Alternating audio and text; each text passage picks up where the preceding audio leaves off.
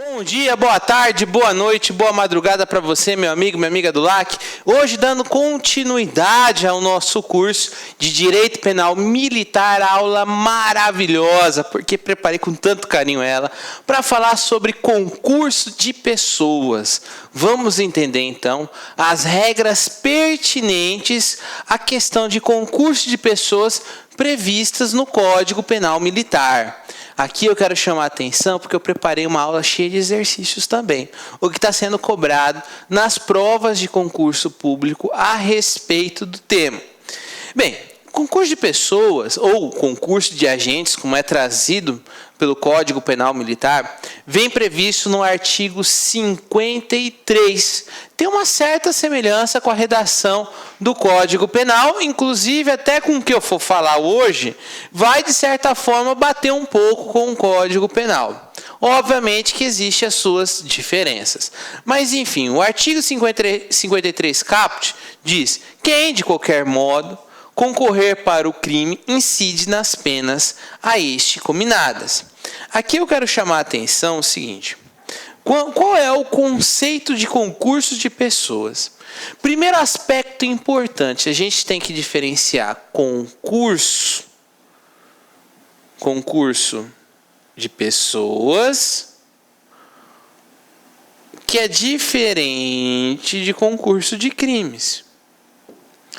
Quando eu falo concurso de pessoas, eu estou falando de duas ou mais pessoas reunidas para a prática de um crime.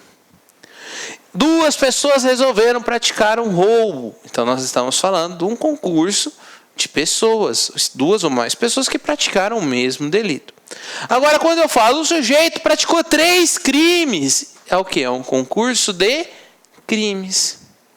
Quando eu falo, então, concurso de pessoas, você tem que imaginar várias pessoas cometendo um crime. Quando eu falo concurso de crimes, são o quê? É uma pessoa cometendo vários crimes. Professor, é possível que exista concurso de pessoas juntamente com concurso de crimes? Sem nenhum problema. Só você imaginar várias pessoas cometendo vários crimes. Então, nós teríamos concurso de pessoas e também concurso de crimes. Hoje nós vamos tratar só sobre concurso de pessoas. Então, concurso de pessoas é quando a infração penal ela é realizada por 2 ou mais pessoas. Então, essas pessoas elas vão estar o quê? Vinculadas, vão estar combinadas para a prática de um delito. Isso é o concurso de pessoas, ou conhecido pelo Código Militar, concurso de agentes. Só que eu quero chamar a atenção para essa expressão, crimes unissubjetivos. O concurso de pessoas, ele só cabe para os crimes unissubjetivos. O que são crimes unissubjetivos? São aqueles crimes que podem ser praticados por uma única pessoa. São aqueles crimes que não precisam ser praticados necessariamente por 2 ou mais pessoas. São crimes praticados por uma única pessoa. Por exemplo, o crime de homicídio previsto no artigo 205 do Código Penal Militar diz lá, quem pode praticar o homicídio lá do Código Penal Militar? Uma única pessoa. Mas se 2 pessoas praticarem um homicídio, haverá um concurso de pessoas no crime de homicídio. Por que unissubjetivo? Porque para a realização do crime, basta apenas uma única pessoa. É aí que entra o concurso de pessoas. O concurso de pessoas só existe nos crimes unissubjetivos. Mas, professor, o senhor está falando para mim que os crimes unissubjetivos é aqueles que são realizados por uma única pessoa. Sim, a regra é essa. Mas não impede que várias pessoas cometam o mesmo crime. Não impede. Não é necessário existir o concurso de pessoas. Por isso fala crimes unissubjetivos. Porque os crimes ou elementares, quando se tratar de crimes plurissubjetivos, quando eu falo de crimes plurissubjetivos, eu estou falando que a elementar do crime, a essência do crime, é a necessidade da participação de duas ou mais pessoas. Isto é, para se configurar o crime, é obrigatório que tenha duas ou mais pessoas. Peraí, para configurar o delito, eu preciso ter duas ou mais pessoas? Existe concurso de pessoas? Não. Porque o crime só existe se ele for praticado mediante o concurso necessário, o concurso obrigatório de pessoas. Quando se tratar de um concurso obrigatório, necessário de pessoas, também conhecido como crime plurissubjetivos, aí não há de se falar em concurso de pessoas. Por exemplo, o crime de motim, artigo 149, diz assim: reunirem-se militares ou assemelhados. Você sabe que assemelhados não existe mais, mas reunirem-se militares. Está falando reunir um militar? Não. Está falando que para configurar o crime de motim tem que ter a presença obrigatória de vários militares. Ou seja, é um crime que necessariamente tem que ser praticado por várias pessoas. Logo, não há de se falar em concurso de agentes. Por quê? Porque o concurso de agentes só é aplicado para os crimes unissubjetivos. São aqueles crimes em que, para configurar, precisa de uma única pessoa. Peraí, se quando o crime necessariamente precisar de duas ou mais pessoas, não há concurso de pessoas, há o próprio crime. Por isso fala, reunirem-se militares, agindo contra a ordem recebida, recusando obediência e assim por diante. Outro crime é o crime de conspiração. Diz lá, concertarem-se militares, ou seja, os militares se reunirem, os militares de certa forma se acertarem. Conspiração, isso. Então precisa da presença de vários militares. Percebam que um militar não consegue fazer conspiração. Então, quando se trata desse concurso necessário de agentes, não há de se falar em concurso de pessoas. Concurso de pessoas, volto a repetir, só é válido para aqueles crimes que podem ser praticados por uma única pessoa. Se for praticado por mais de uma, aí existe o concurso de agentes. Continuando, quais são as teorias relacionadas ao concurso de agentes? Afinal, quais são as teorias que tentam explicar o concurso de agentes? Nós temos a primeira teoria chamada de monista, também chamada de unitária ou igualitária. Diz o seguinte: duas ou mais pessoas que estiverem reunidas para a prática do mesmo crime, todos respondem pelo mesmo crime. Por isso, teoria monista. Os agentes respondem pelo mesmo crime. Então, se duas pessoas combinarem a prática de homicídio, as duas pessoas, e se o homicídio realmente acontecer, as duas pessoas respondem pelo crime de homicídio. Nós temos a teoria pluralista. Ele diz assim: bem, havendo concurso de pessoas, cada um irá responder por aquilo que praticou. Então, peraí, se existem duas ou três pessoas, eles não vão responder pelo mesmo crime, eles vão responder pelos crimes que eles praticaram. Ou seja, não há uma identidade com relação ao crime. Existe o concurso de pessoas, mas todos não irão necessariamente responder pelo mesmo crime, irão responder por crimes diferentes. E temos a teoria dualista, que diz assim: olha, para autores do crime, responde por um crime, e para os partícipes, respondem por outro crime. Então ele faz uma diferenciação. O autor responde por um crime, e partícipe responde por outro crime. Há um concurso de pessoas? Há, mas autor para um, e partícipe responde por um outro crime. E eu pergunto para vocês, qual foi a teoria adotada pelo nosso Código Penal Militar? Qual foi? A teoria monista. Gente, a teoria monista e também adotada a teoria monista temperada, ou chamada teoria monista com atenuação. Como assim, professor? O artigo 53 caput traz a teoria monista e diz assim, quem, de qualquer modo, concorre para o crime, incide nas penas a este cominadas. Ou seja, aquele que concorre para o crime responde. Então, havendo concurso de pessoas, todos irão responder pelo mesmo crime. Mas por que teoria monista no caput e teoria monista temperada no parágrafo 1º? O parágrafo 1º traz a teoria monista temperada ou atenuada, porque diz assim, ele foge um pouco da regra do artigo 53, diz assim, a punibilidade de qualquer dos concorrentes é independente da dos outros, determinando-se segundo a sua própria culpabilidade. Ou seja, aqui está dizendo que na verdade, a punição, na hora de se apurar, pode ter situações em que você, dependendo do caso, pode se aplicar no concurso de pessoas, crimes diferentes. A punibilidade qualquer dos concorrentes é independente da dos outros, determinando-se segundo a sua própria culpabilidade, ou seja, dependendo da situação e de maneira excepcional, pode ser que, havendo um concurso de pessoas, pode ser que uma pessoa responda por um crime e o outro agente responda por um outro crime. Em situações excepcionais, levando-se em conta a sua culpabilidade.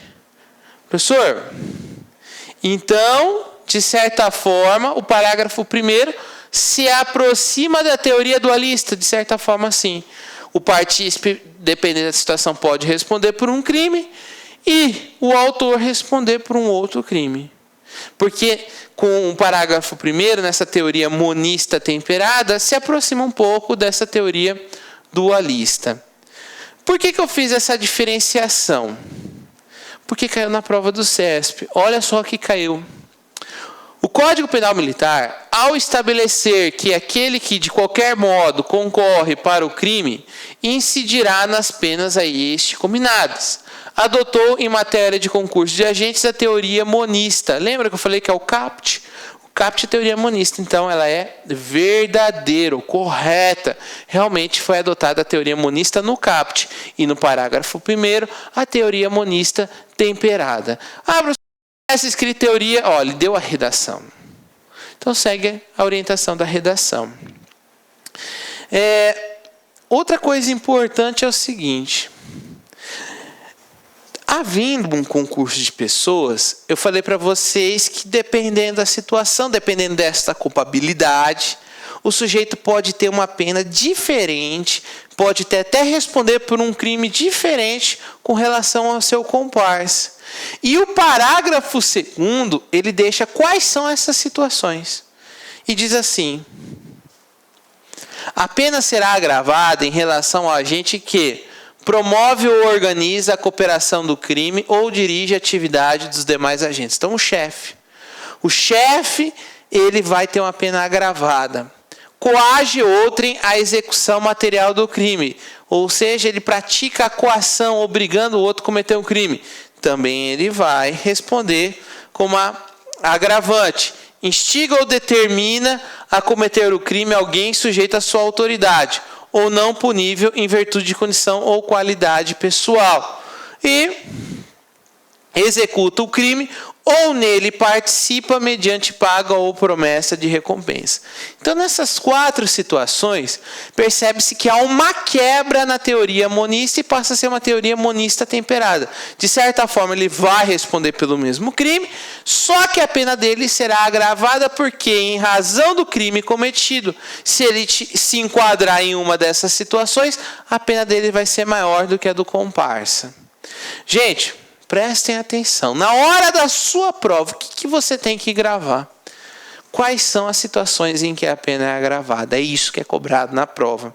Tanto que está aqui. Prova da FUNCAB. Em relação à previsão legal sobre o concurso de agentes no Código Penal Militar, a pena não é agravada em relação ao agente A, que instiga ou determina a cometer o crime a alguém sujeito à sua autoridade. B, que executa o crime ou nele participa mediante paga ou promessa de recompensa. C, cuja participação é de menor importância. D, que coage outrem à execução material do crime. Resposta é a letra C. Realmente, na letra C, não tem isso previsto no parágrafo 2º. Não é uma causa que vai agravar. Pelo contrário, a participação de menor importância vai atenuar. Vai ser o inverso. Vai atenuar a pena do agente. Aí tem a letra E, né? Então, a resposta é a letra C. Professor, então tá, o que vem a ser esse crime ou menor participação? Na verdade, é uma forma de atenuar a pena. É quando o sujeito, segundo o parágrafo 3º, o juiz, ao analisar o caso, percebe, poxa, diante do contexto, diante do que aconteceu do crime, essa pessoa teve uma pequena participação. A participação dele não foi tão grande. Então, vamos atenuar a pena.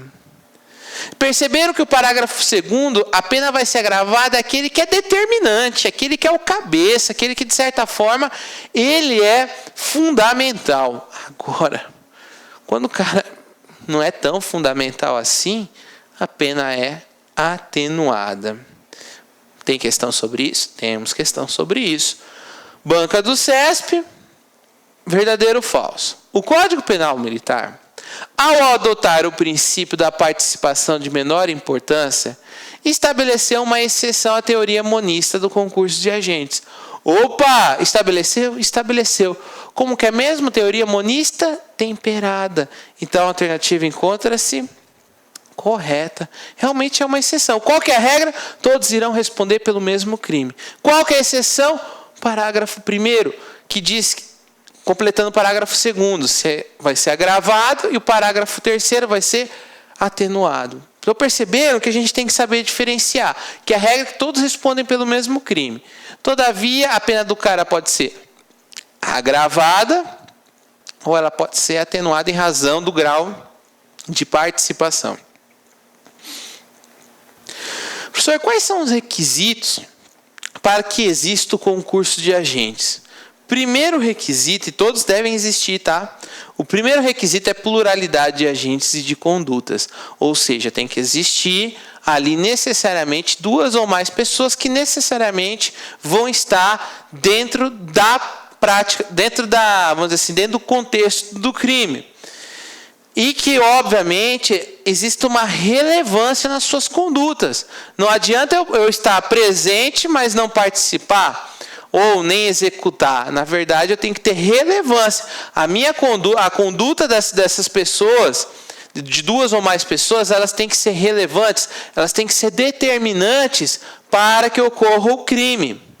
E, principalmente, o liame subjetivo entre os agentes. Isto é, tem que haver comum acordo. Nós estamos combinando este crime.